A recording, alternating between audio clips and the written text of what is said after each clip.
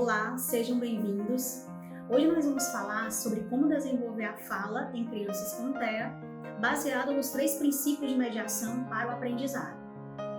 Esses 3 princípios, eles são os mesmos para qualquer pessoa, para qualquer cérebro humano. Então, independente do diagnóstico, esses princípios você tem que percorrer esse caminho para que haja aprendizado satisfatório, que haja aprendizado de fato. E também nós vamos falar sobre o que mais pode atrasar esse desenvolvimento.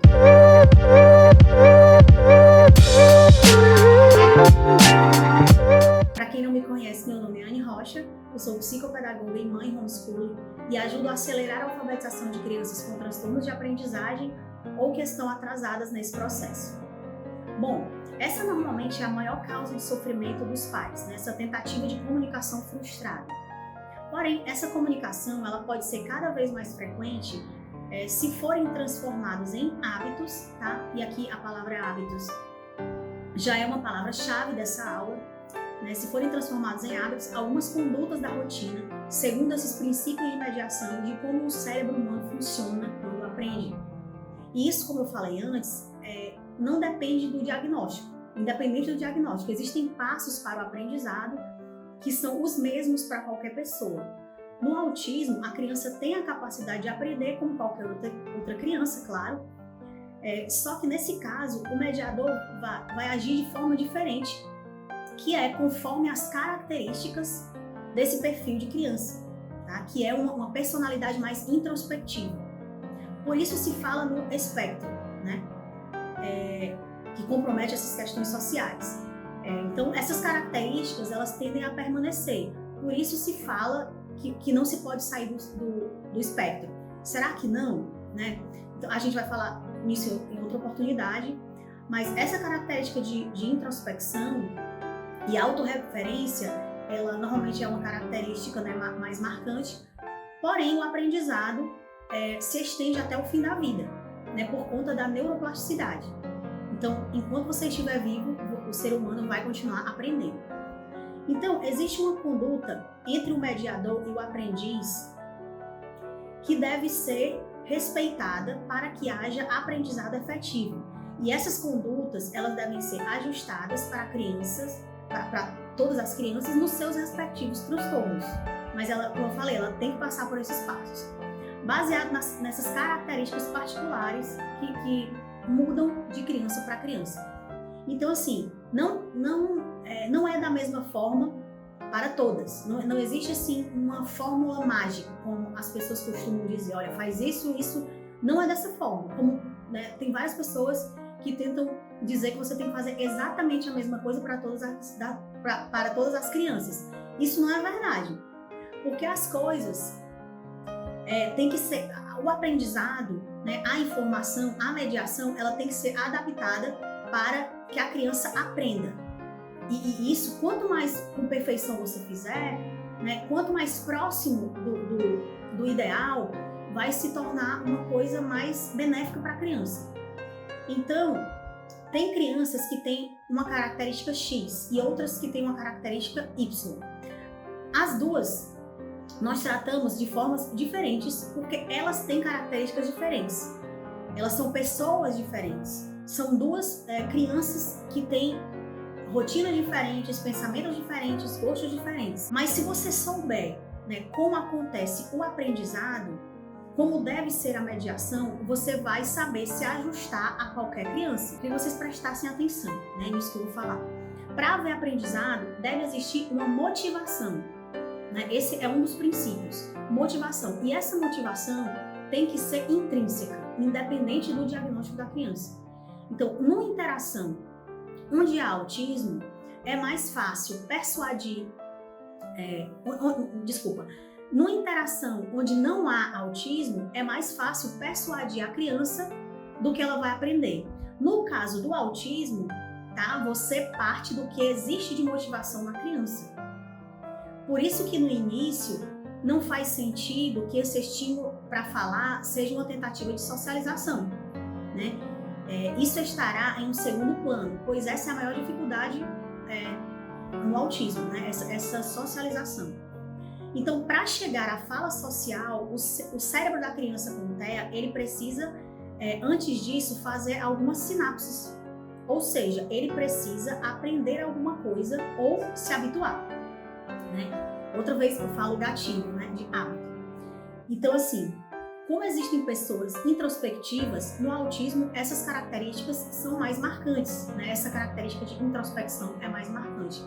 Então, por exemplo, se você faz alguma pergunta cuja resposta vai lhe satisfazer e não vai beneficiar a criança, ela não vai responder bem a esse estímulo. Ainda que ela saiba falar alguma palavra, né? A fala para socializar não vai despertar na criança essa motivação intrínseca. Essa introspecção dela, o que é que vai acontecer no caso? A introspecção vai vencer a vontade.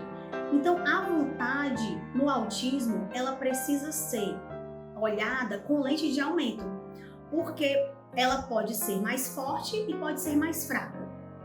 E o estímulo para falar, o mediador deve fazer com que essa vontade seja mais forte do que fraca. Existe uma vontade que às vezes é fraca e também às vezes, dentro do espectro, é nula, certo? Então, às vezes, a vontade de falar vai ser maior do que a necessidade de falar. E muitas vezes ela não fala porque ela não quer mesmo, entendeu? Então, assim, no autismo existe essa característica de viver de forma mais profunda, mas isso não lhe tira a capacidade volitiva. Essa vontade, ela pode ser mais forte ou mais fraca, a depender desse estímulo. Então, no início, quando o cérebro da criança ainda não fez essas sinapses, toda tentativa no sentido de comunicação social vai ser normalmente frustrada. Como você está exigindo dela, né, que ela faça aquilo pelo outro e não para ela, ela tende a não responder bem a esse estímulo. Como nós falamos em uma outra aula, né, a criança autista ela está meio que presa na terceira camada da personalidade, que é a linguagem que vai fazer que ela avance para a camada seguinte. Então, a linguagem para a criança autista, né, essa linguagem é muito importante. Não só no sentido se ela for no não verbal, mas a própria comunicação, né, ela compreender e conseguir transmitir os pensamentos. Então, o estímulo no início é direcionado para o que a criança deseja e não para satisfazer uma segunda ou uma terceira pessoa. E ela só vai ser capaz de agir no social quando essa fase for trabalhada e concluída. Isso tem que ser direcionado para um hábito. É exatamente assim que funciona, né, a criança com TEA, por padrões repetitivos, né? E você deve usar isso a seu favor. Então, quando o cérebro fizer essas sinapses, ela vai responder a esses estímulos primitivos. Por exemplo, que estímulos primitivos são esses? Fome, sede, né? Quando a criança estiver maiorzinha, até sono, desejo de um brinquedo, de uma brincadeira, uma necessidade momentânea. Então, assim, a aquisição da fala deve ser iniciada pelas necessidades da criança e, de preferência, pelos pais, e não integralmente terceirizado, certo? Isso é importante que se diga. Então, como você vai fazer, né? Que hábitos são esses? Você vai agir em 3 situações, e aqui já entra o segundo princípio de mediação, que é a intencionalidade. Então, vão existir sempre 3 situações, das quais são mais favoráveis para haver os primeiros estímulos de fala. São elas: voluntária, necessidade e desejo. Na voluntária, apesar de nós não termos total controle sobre ela, diz respeito a quando a criança emitir qualquer som, né? Então você deve parar e observar o que ela está fazendo naquele momento. Aquela referência pode ser outro gatilho para que depois ela volte a tentar se comunicar novamente. É uma coisa bem de observação, né? Você dá atenção a ela naquele momento que ela fala que ela esboça qualquer som. Inclusive, você pode até anotar. Como a criança muitas vezes repete esses padrões, então ela pode voltar a se motivar por aquele mesmo estímulo. Na segunda situação, é a situação da necessidade. É quando você vai agir na demanda da carência da criança. A necessidade, ela causa um tipo de sofrimento na criança. Mas esse tipo de sofrimento, ele não é traumático. É um sofrimento que o ser humano não só pode, como deve aprender a suportar. Então, são esses pequenos sofrimentos que educam. Existem sofrimentos que educam o corpo e educam a mente para uma regulação orgânica mesmo de alguns impulsos. Para desenvolver esses hábitos favoráveis, né, à comunicação, não podem acontecer determinadas situações na rotina. E aqui já entra o terceiro princípio de mediação, que é a transcendência. O objetivo do aprendizado tem que fazer parte da rotina da criança, né? Novamente, eu volto a falar de rotina. E deve ser aplicável na vida dela, fora da sala de aula, fora do consultório. Isso para haver uma mediação favorável, tá? Aprendizado. Então, existem certas condutas que devem ser evitadas para que esse aprendizado ocorra. Exemplo, se você vai suprir imediatamente a necessidade da criança. Então, a criança, por exemplo, está com sede, então ela é imediatamente saciada. O gatilho para a criança com TEA se comunicar no início é essa necessidade, um deles, né? Então, essa necessidade nem sempre precisa ser suprida imediatamente.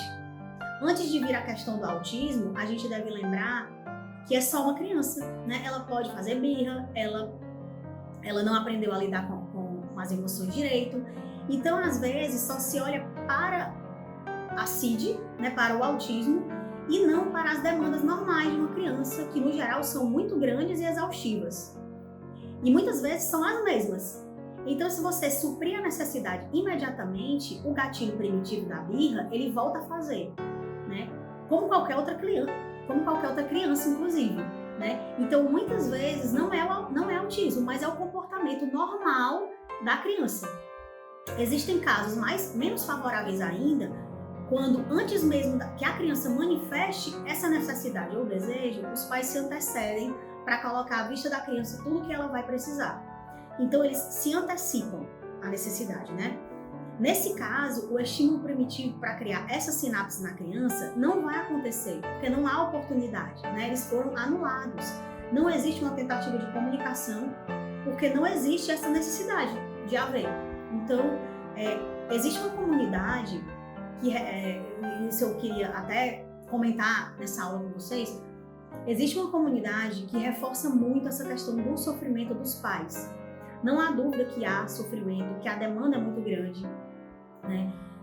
E o problema é que, de alguma forma, isso acaba refletindo de forma negativa justamente na rotina, que é a necessidade dessa rotina para estar dentro dos princípios de mediação, segundo esses princípios de mediação, para haver aprendizado efetivo.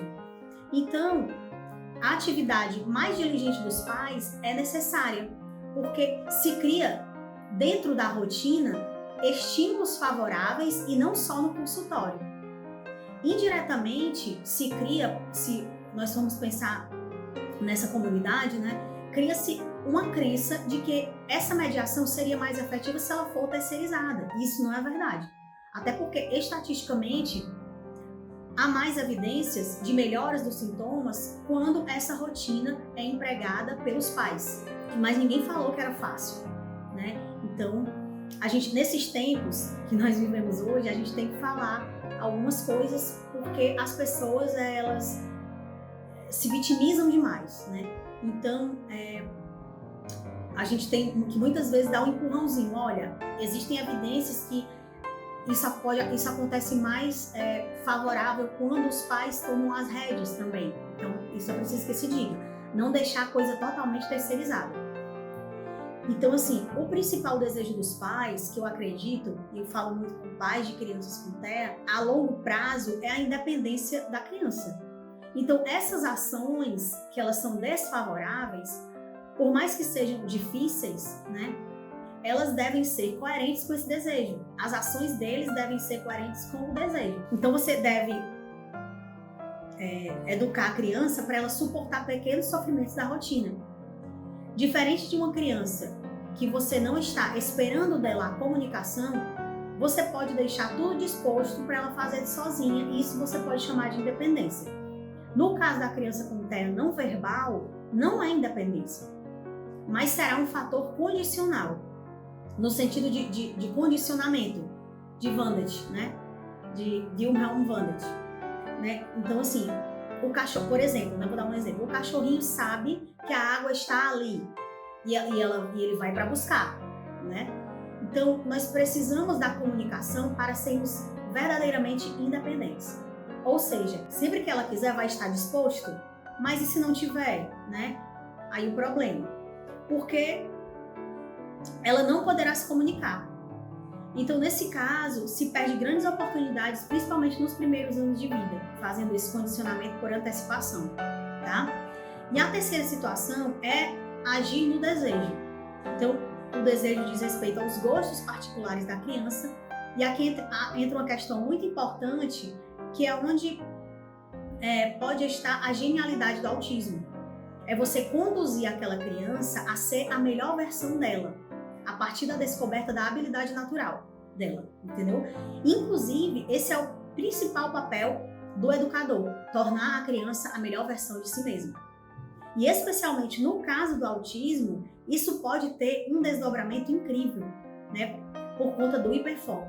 Então, você deve investigar que habilidades são essas, porque certamente todos nós temos preferências, e são das preferências que surgem as habilidades, ok?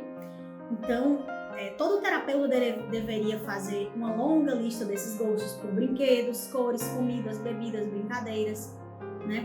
Então, todas as preferências da criança devem ser investigadas e conhecidas, e a partir delas, traçar um plano de investigação. Isso pode ser demorado, mas com a ajuda dos pais, tem grandes chances de ter efeitos muito positivos. Lembrando que também, diferente do que muitos pensam, a educação ela não é intuitiva, ela deve ser planejada, né, para qualquer criança, não é diferente na criança com TEA. Então você que é pai ou terapeuta, você deve ter um plano de intervenção organizado, né, do que você vai fazer. E ter um objetivo principal de cada vez, né? O nosso é a fala, né? Então, é a fala porque justamente ela precisa dessa linguagem para subir de uma camada para outra. Então, nessa aula eu falei sobre esses princípios de mediação, direcionados especialmente no autismo. Eu espero que vocês tenham gostado. Deixem aqui nos comentários suas dúvidas, suas experiências, e tentem aplicar esses 3 princípios, essas 3 situações da rotina da criança com TEA, e certamente vocês terão resultados mais efetivos e mais rápidos.